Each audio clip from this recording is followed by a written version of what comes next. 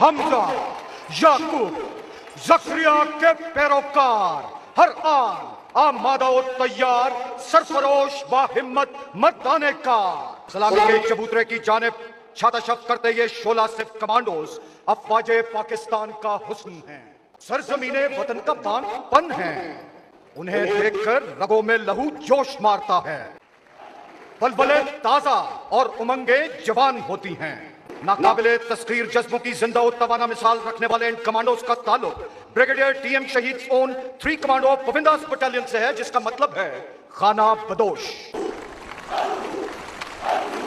اس فیصلے کی قیادت میجر صدیق مروت کر رہے ہیں۔ ان کا نعرہ ہے میں ہوں جان کی بازی لگا دینے والا۔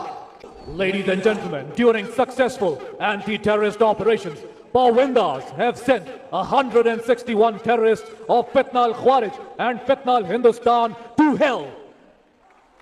These brave soldiers have served their nations with blood. 142 brave Pavindas have laid their lives for the motherland, earning the coveted Hilal-e-Jurrat, 7 Sitara-e-Jurrat, 20 Tamgha-e-Jurrat, 10 Sitara-e-Bisalat and 66 Tamgha-e-Bisalat.